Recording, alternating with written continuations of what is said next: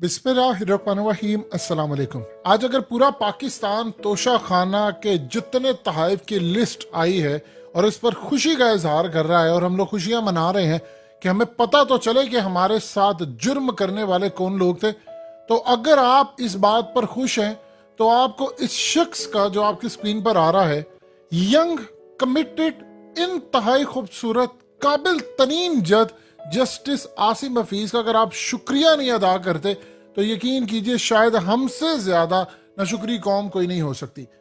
इस शख्स ने, यकीन कीजिए, बता दिया है, पूरी दुनिया को साबित किया है कि अगर आप लॉ के सामने खड़े हो जाते हैं और आपको सिवाय अल्लाह का किसी का खौफ नहीं रहता तो आप कामयाब होते हैं।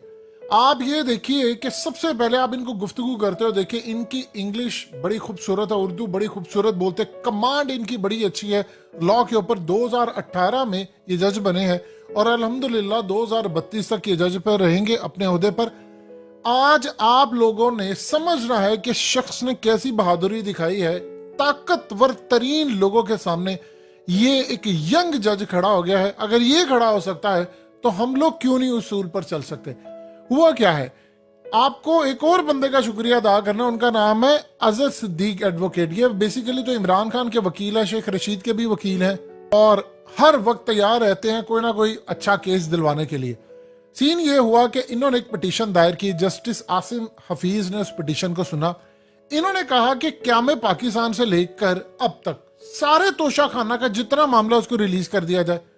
अब जस्टिस आसिम हफीज ने काम ये किया कि जज नहीं है, ये असल में हमारे लिए उम्मीद की किरण है, हीरो है इस कौम का।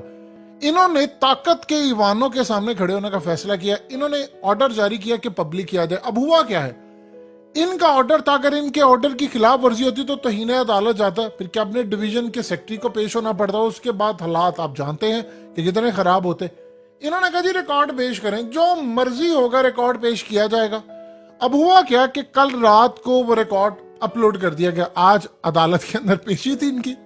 अब मजे की बात यह है कि जस्टिस आसिम हफीज आज कहते हैं, मैं रिजेक्ट करता हूं इस बात को। वो कहते हैं जनाब आपने जो रिकॉर्ड पेश करना है वो क़याम पाकिस्तान से लेकर 2002 तक का पेश करें। वो आगे से कहते हैं वो जी वो उस वक्त रिकॉर्ड पब्लिक नहीं हो सकता, डिजिटल नहीं है ये। उन्होंने कहा जिस हालत में भी है लेकर पहुंचे, लेकिन रिकॉर्ड लेकर आए। और जो रिमार्क्स इस शख्स ने दिए हैं, आप यकीन कीजिए इज्जत बढ़ गई है आज अदलिया की। और क्या कमाल बात है, जरा सुनिए। उन्होंने आगे से कहा है, बड़े प्यारे रिमार्क, उन्होंने कहा इस पहलू का भी जायजा लेना जरूरी है कि ताइफ दिए क्यों जाते हैं। क्या तोहफा इसलिए दिया जाता है कि बदले में कोई फायदा लिया जाए। हम इतने खूबसूरत तो नहीं है कि कोई हमारी खूबसूरती को देकर, या हमने कोई ब्यूटी कॉन्टेस्ट में तोहफा तो नहीं जीता, या हम कोई इतना खूबसूरत नहीं है कि हमारे चेहरों को देकर कोई तोहफा दे। बदले में हमसे फायदा क्या लिया जाता है। उसके बाद अजहर सिद्दीक एडवोकेट ने कहा कि जी एक वजीर तोहफा ले रहा हो तो समझ आती है, मगर जिनके पास सरकारी होता है वो तोहफा कैसे ले सकते हैं। अब अदालत ने कहा कि हमारे पास ये मामला नहीं, इसके लिए तो आपका मुतलका फॉर्म मौजूद है। लेकिन इस सूरत हाल में उन्होंने तलब कर लिया। बड़ा ही कमाल इस बंदे ने इज्जत बहाल की है अदलिया की। देखिए जो यंग और पढ़े लिखे जज होते हैं वो आपको बताते हैं, अब इस जैसे बंदे को आप खरीद नहीं सकते। इन्होंने पहले भी कई फैसले दिए।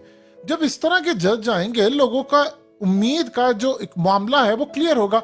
देखिए एक टनल में आप जब जाते हैं तो उसके एंड पर आपको रोशनी मिलती है। एक जुगनू भी अगर उड़ा होता है, जितनी मर्जी रात अंधेरी हो, लेकिन रोशनी का फिर सफर नहीं रुकता। इस तरह के 6-7 जज आपके आ जाते हैं तो उसका फिर रंग चढ़ता है बाकियों पर। अब इस सूरत हाल में बहुत सारे लोगों ने कहा जी इनकी शक्ल तो रणबीर कपूर से मिलती है। देखिए रणबीर कपूर से इनकी शक्ल मिले ना मिले, हॉलीवुड के हीरो भी हैं, लेकिन ये कौम के हीरो हैं। रणबीर कपूर के बारे में तो शायद लोगों को अंदाजा नहीं, वो एक अच्छा एक्टर है, फिट भी है, लेकिन वो सर से गंजा है। और बहुत सारे लोगों को शायद अंदाजा नहीं है कि वो विग लगाता है। लेकिन इस सूरत हाल में हेयर एक्सटेंशन वो यूज करता है। ये तो असल में इनका लेवल देखें। जज खूबसूरत है, हैंडसम है, ये वो है, ये मायने नहीं रखते, जज के फैसले बोलते हैं। अब आप सोचिए कि हम बहैसियत कौम हमेशा से नाशुक्री करते हैं। अगर आपने इनको अप्रिशिएट नहीं किया तो कोई फायदा नहीं है। इनको बताएं, ये वीडियो इन तक पहुंचेगी, ये जो भी इनको दे उनको बताएं कि भाई कौम आपसे प्यार करती है। आप लोग फैसले दें, आपकी बैक पर खड़े होंगे, आप उम्मीद दिलाते हैं। आप देखिए अवाम के टैक्स के पैसों से इनकी तनख्वाह जाती। अब इस बंदे ने, इस जज ने सही मायने में अपने पैसे हलाल किए। और यकीन कीजिए जो बहादुरी सोची है, वो पहले कहा कि जी बड़ा खतरा है, सिक्योरिटी का मसला है, वो जो डी क्लासिफाइड नहीं, उन्होंने कहा लेकर आए आप। अब यह एक मामला बड़ा जबरदस्त है कि अजहर सिद्दीक एडवोकेट काम ये करने जा रहे हैं कि इसी केस की बुनियाद पर मरियम नवाज को नाअहल करवाना है। इवन कि नवाज शरीफ पहले ही नाअहल है, यानी मरियम अब दोबारा कोशिश कर रही है कि मैं हूं, उसको मतलब परमानेंटली नाअहल करवाना। नवाज शरीफ तो वैसे ही उसकी नाअहली खत्म होनी, उसको भी फारिग करवाना है। हमजा शहबाज से लेकर, शहबाज शरीफ से लेकर, सुलेमान शहबाज, गिलानी खानदान, जरदारी खानदान और जितने भी लोग हैं, इन लोगों ने काम क्या किया है? इमरान खान पर केस क्या है जी? उसने वो डिक्लेयर नहीं किया, फलाने नहीं किया। इमरान खान ने कहा मैंने सारा काम किया। इन लोगों ने चीजें ले ली हैं, उसको डिक्लेयर नहीं किया। अब ये सारे नाहल होते हैं, गिरफ्तारियां इनकी बनती है। इमरान खान को तो गिरफ्तार करने के लिए मामला आ गया, ये सारे होते हैं गिरफ्तार।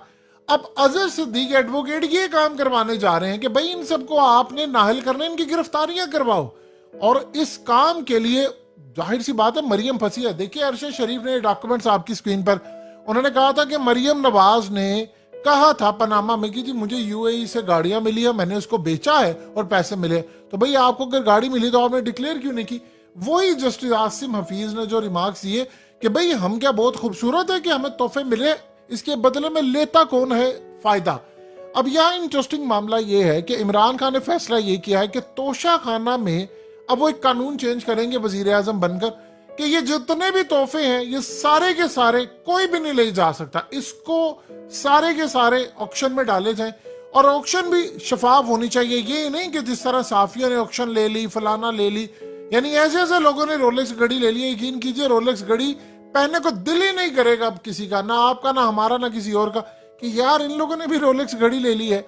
अब सूरत हाल क्या पैदा हुई है कि यहाँ इंटरेस्टिंग सबसे ज्यादा जो मामला है, इमरान खान ने आकर इस कानून को खत्म कर देना है कि यार ये कानून ही नहीं रहे।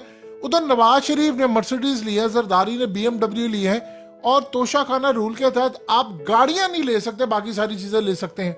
अब इस सूरत हाल में आप अंदाजा कीजिए, जनरल जहीरुल इस्लाम जो साबिक आईएसआई के चीफ है 2000 में कालीन ले गया। भाई आपकी तनख्वाह अवाम के टैक्स के पैसों से कम पड़ गई थी कि आपने 2000 रुपए का कालीन लिया।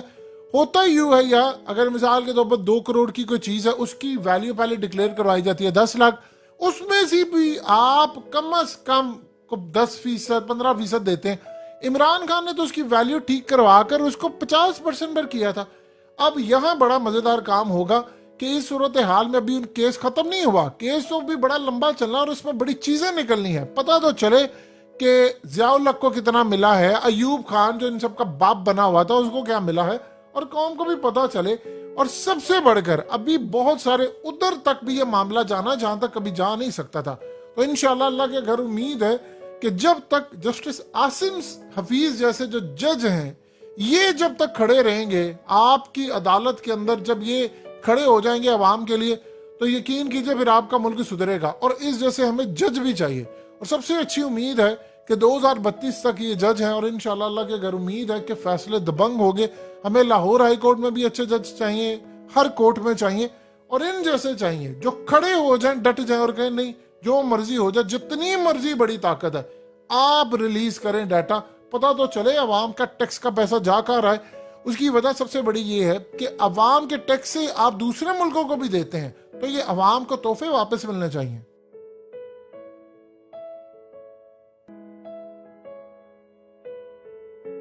हकीकत टीवी को सब्सक्राइब करना मत भूलें, वीडियो को लाइक करें, शेयर करें और कमेंट सेक्शन में अपनी राय का इजहार जरूर करें।